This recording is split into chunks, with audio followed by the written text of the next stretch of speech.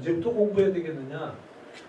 건축 이론서는 10대에 공부하면 너무 이르고요. 40대에 건축 이론을 공부하겠다. 그러면 너무 늦죠. 40대는 공자님께서도 불혹이라고 그랬다. 불혹이란 이럴까 저럴까 망설임이 오고 이 길로 갈까 저 길로 갈까 유혹이 안 생긴다. 말하자면 가능성이 정해졌다. 이미 갈 길이 정해진 거지. 그때 가서 이럴까 저럴까 얘기하면 안 돼. 30은 그럴 수 있다.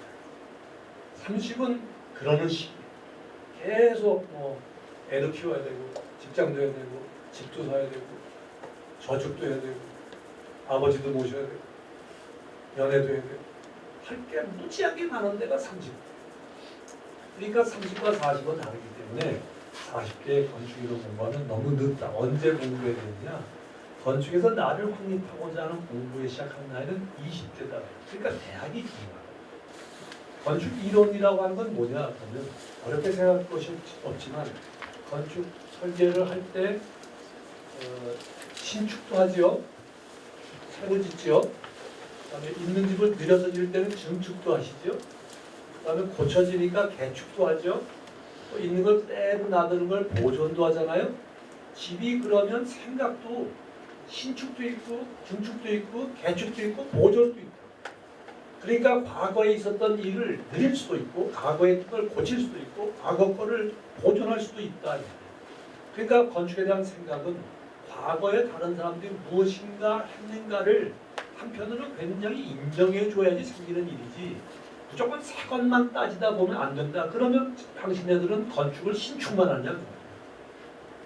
신축도 아니고 중축, 개축, 보존 다 하면서 왜 생각은 새 것만 따지냐. 이상하잖아. 그러니까 건축의 일이 그렇게 해서 정해지는 것처럼 건축에 대한 생각도 과거에 대한 거나 전통에 대한 애착이 어느 정도는 있어주고 좀 믿어줘야 되는데 우리나라는 조금 오래되면은 5년, 10년만 되면 뱉어버려. 관여하지 않고. 관여하지 않는다는 얘기는 뭐냐면 설계를 막 하고 있는 건데 하고 있는 게 뭐지? 거리를 떼고 쳐다보는 것이 그게 태우다. 그래서 관객이란 말을 썼다. 실천과 거리를 떼고 의문을 갖는 것. 끝까지 그러고서 모두 훑어보고 끝까지 모두 훑어보면 거리를 떼고 의문을 갖는데 그렇게 편협함을 가지고 의문을 갖는 게 아니라 전체를 살피면서 의문을 갖는 거예요. 이게 티오리인데 건축의 티오리는 우리가 통하는 거예요. 그리고 이제 동방여행이 있는데 동방여행이 이렇게 해가지고 젊은 날에 가가지고 그림도 그리고 했다는 얘기는 다 알지 않습니까? 그런데 동방여행을 책을 쓴 다음에 그냥 내지 않았어요. 이 사람이 20몇 살인가 뭘 책을 썼는데 책을 안 내고 78세가 됩니다. 그때 가가지고 이렇게 했어요. 그런데 여기 이 책을 쓰면서 여기 이런 말을 했어요. 우리는 그 모든 것에 흔들린다. 그래서 완벽한 고백으로 멋있는 말 다 했어요. 아크로폴리스 언덕에서 파르테논 신전 계단에서 우리는 그 너머 바다에 오면집니다. 나는 20대고 더 이상 질문에 대답을 할 수가 없다. 젊었을 날에 이렇게 팔팔할 때 썼던 그 얘기가 근간이 돼가지고 쭉 자기를 키우고 어쨌든 그거를 유지하려고 하고 뭐 하려고 한 노력한 어떤 참 대가인 건축가가 78세 때 자기 사무소에서 한 구석에 앉아가지고 1960년 7월 10일 어디에서 그룹도 내가 다시 건축 수학의 마지막 그룹 정확히. 근데 이거 보면 한 건축가가 젊었을 때 가졌던 어떤 생각, 테오로스라고 하는 20대의 그 사람이 78세 때까지 계속 그 생각을 유지하면서 애썼다. 이거를 말하고 싶었던 게 아닐까. 정말 사실 그렇고요. 그래서 오르비제는 20대의 테오로스이기도 하지만 78세 테오로스이기도 합니다. 언어 기원. 그러니까 그 당시에는 기원이란 말을 참 많이 뭔가 기원을 찾는 일, 오리진을 찾는 일을 하던 게 신고전주의 시대 때 일이었다. 그러니까 오르비제는 굉장히 고전주의자예요. 고전 좋아하고 상징 좋아하고 무슨 이렇게 무슨 원형 같은 거 좋아하고 그건 모더니스트가 다른 입장이 아니거든요. 굉장히 이 외부로는 뭐 사진, 영화, 뭐 이런 거를 굉장히 좋아하는데 속으로는 상징주의자고 고전주의자고 원형 따지고 막 이런데 지금 오늘날 그러면 이런 원형을 만들어서 하는 그런 시대냐? 지금 시대는 이런 시대 아니에요. 근데 이게 시간이 지나서 어쩌면 이제 저는 이제 물러나가고 여기 계신 분이 나이가 한 70, 80이 될 때 사회가 어떻게 변하는지 모르지. 이걸 다시 또 하게 됐지. 그러니까 이게 건축이 무슨 굉장한 질이 그때 시간마다 뭔가 찾는 게 다른 거지. 이게 또 지금이 쓸모가 없다 그래서 뭐 필요 없다 이렇게 하긴 하지만 그냥 알고 지나가는 게 좋겠다.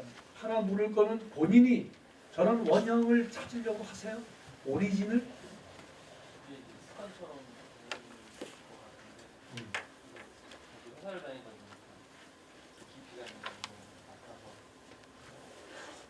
안 해요. 회사 다닌다고 깊이 갔다는 소리 절대 하지 마. 그렇게 하면 안 돼요. 그렇게 하면은 사무소에 일하고 있는 사람들은 낮고 그렇지 않으면 높다는 얘기가 되기 때문에 내가 전문으로 하는 분야가 조금 다르다라고 하는 것이 깊이가 있다 그러면 나보다 잘하는 게 갖고 계시다니까. KBS 인간국장 추석 특선 앙코르 가을이 가기 전에 이런 거를 하길래 그때 아주머니들을 했는데 이분이 이렇게 말했어요. 이 집에서 살고 있는데 저는 떠날 수가 없었어요. 이 집을. 왜냐하면요. 왜 떠날 수가 없는가 하면 애기 아빠가 여기에서 이 집이 어떤 마음으로 지어졌는가 제가 알잖아요. 그러니까 이 집을 떠날 수가 없어요. 근데 자기 남편이 이 집을 굉장히 정성스럽게 침을 받아가지고 내가 갈 수가 없다. 그러니까 집은 이 사람으로 생각도 떠날 수가 없어. 우리가 기억이니 뭐니 얘기하면서 말을 어렵게 하지만 사실은 이 아주머니한테는 이게 이 집이 삶의 전체라고. 그러니까 그 집을 홀로 사는 말하자면 과부가 된 거죠. 식구도 없고 혼자 사는데 계속 왜 여기 계속 하세요? 그러면 우리 남편이 이 집을 이렇게 지었기 때문에 떠날 수가 없다. 그게 가치야. 가치의 표현이라.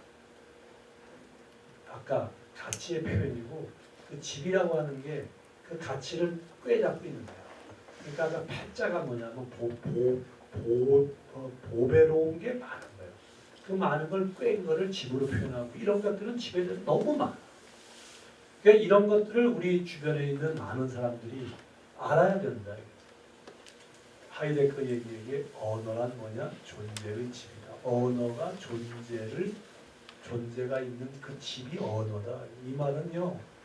어떻게 보면 은유처럼 보이지만 언어가 집이라니까. 집이 언어고 존재가 있는 집. 이 또 하우스 오브 데스 장스라고 쓰는데 철학자들도 집을 빗대서 언어는 존재의 집이라고 얘기했는데 왜 집이 언어와 관계가 없습니까?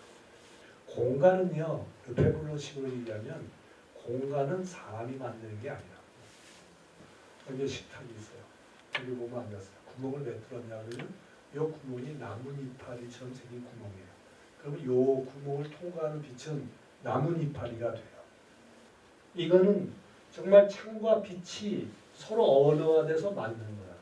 그러니까 아까 창과 유리에 있는 빗물이나 그 유리 나무 조각이 있어가지고 물이 만나서 하는 거 똑같은 거라고. 근데 이거 언어라 생각 안 하면 어떻게 만들어내냐. 그러니까 우리가 이게 말이라고 하는 거를 너무 좁게 이해하고 저 쫑알쫑알 되는 걸 하고만 생각해가지고 해서는 절대 안 된다. 이 마을 사람들이 도서관을 자기네끼리 갖고 싶어가지고 하는 움직임이 있었대요. 이런 것들을 공공도서관이라 합니다. 공공도서관은 자기의 삶의 현장에서 나선 크고 작은 고민과 과제들을 서로가 모여 지식과 정보를 그냥 아는 게 아니고 서로가 모여서 작은 고민이나 과제들을 풀어보고 이렇게 찾는 것이 공공도서관입니다. 뭔가 다르잖아 지금. 이분이 지금 하고 있는 공공도서관 이게 다 말이잖아요. 이게 이제 과제로 주어질 거 아니겠어요. 그래서 기록된 정보와 지식을 수집하고 이용하고 보존하는 공공도서관은 지역 공동체의 삶의 터전, 계속 삶이야. 주민의 생활의 일부분이 되도록 하는 공공도서관인데 이거는 그냥 그거를 방법이고 목적이 이거야 됩니다. 그러니까 그런 어떻게 그러면 주민의 생활의 일부분을 이룰 수 있을까라고 하는 거를 이분이 부산동 마을도서관 관장으로서 이게 이런 희망사항을 썼다 이거죠. 멋지게 쓴 게 아니라 정말 뭐 원하는 바가 있잖아요. 이 말 속에는 공간이 있고 배치가 있고 뭔가 사람이 해야 되는 이 말만 들어도 공간이 이렇게 희집어지잖아요.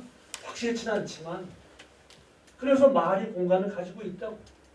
사실은 모던 타임즈라는 영화의 배경은 당시에 새로 만들어진 알지 못하는 무슨 시절 속에 들어가서 사람들이 이렇게 기계처럼 살아가는 모습이 너무 싫다 이거지. 그거를 비판한 영화예요. 그러니까 거꾸로 보면 빌딩 타입을 비판한 거.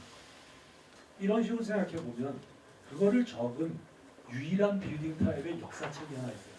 이게 니콜라스 페스트나스라는 무슨 히스토리 오브 빌딩 타입스라고 하는데 그냥 제목만 아시고 만져볼 일도 없고 사볼 일도 없고 읽어볼 일도 없으니까 제목만 아시면 돼요. 빌딩 타입의 역사 유일하게 만든 그런 역사인데 여기 보면 전부 다 근대에 만들어진 빌딩 타입 증권거래에서 이런 것들 쭉 적고 있어요. 또 다른 우울한 책도 하나 있어요. 빌딩 앤더 파워즈라는 책인데 19세기 말에서 20세기 초에 그 국가 권력이 만들어 놓은 건물들이 어떻게 변해 갔는가를 이렇게 적은 건데 백화점에 쭉 이런 물건을 놓고 그 안에서 뭐 공공공간도 만들고 그래서 이런 백화점이 만들어지고 이런 것들이 쭉 변하면서 생긴 것도 있어요. 이런 도서관도 꽤 많은데 새로 나온 도서관은 뭐가 있을까?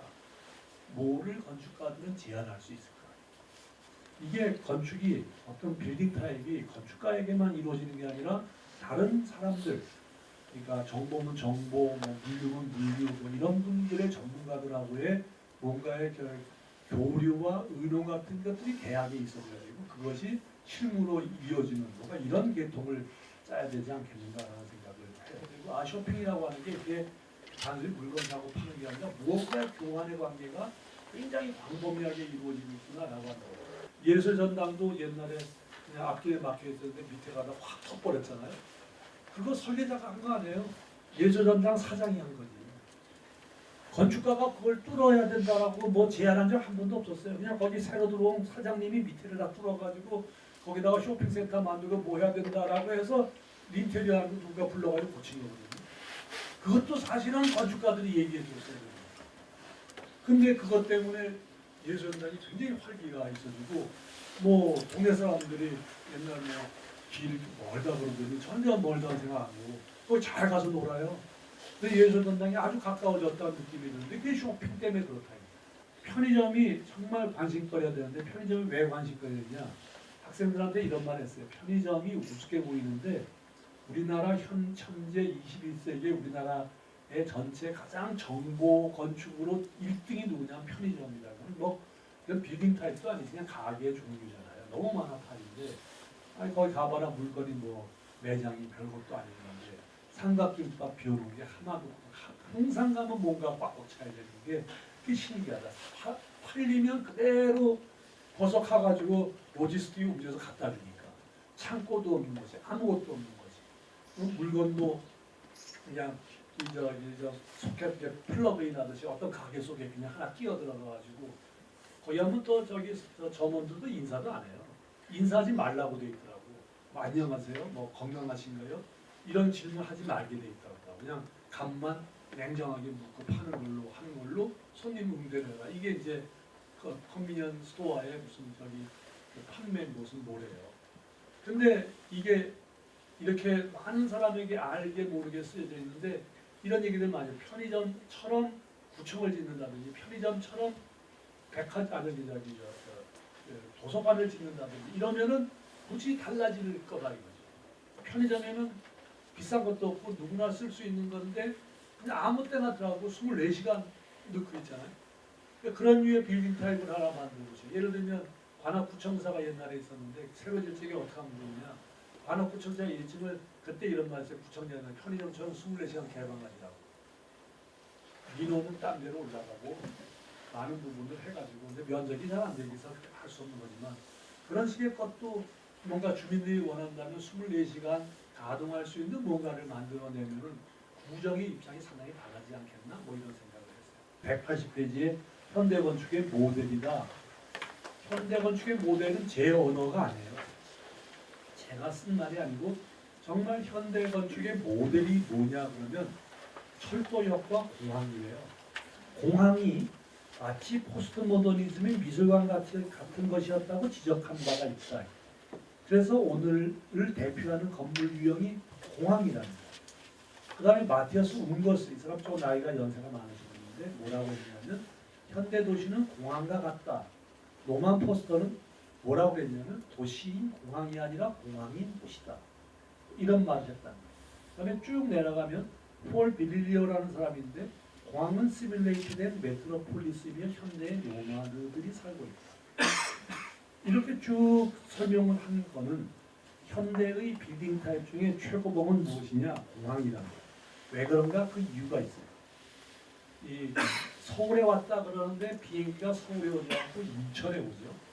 인천인데 서울의 끝자락도 아니에요. 인천에 왔어요. 인천에 왔는데 서울이다. 그러니까 경계부에 있으면서 뭔가 사람을 오르락내락 하는 게 있어요. 거기는 오로지 인프라스트럭처들만 연결돼 있어. 건물은 무지 큰데 나머지들은 뭐 각종의 차량들이 다 거기에 얼리고 있잖아요.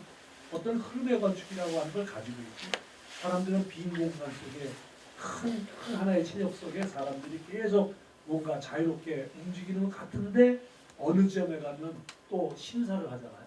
그러니까 자유로운 듯이 보이는데 뭔가 검사가 있고 하나의 큰 공간이고 벽체로 이루어진 건물은 하나도 없고 건물과 바닥 속에 이렇게 인테리어 스케일로 벽체가 없이 되어 있는 것 키오스크처럼 그런 여러 가지 것들 바닥은 평탄하고 인공 조명에다가 뭐 여러 가지 특징들을 다 하면은 현대 건축이 가져야 될 요소들을 요인들이나 요소들을 모두 다 공항에 가지고 있다. 그래서 이 공항이라고 하는 게 이게 이 철도 다음에 일어난 거긴 하지만 거기에 있는 공간적인 성격, 그 다음에 어떤 입지적인 것, 뭐 이런 것들을 이제 줄여가지고 그걸 만들고 있다. 그래서 이걸 비교적 기울일 수 없고요.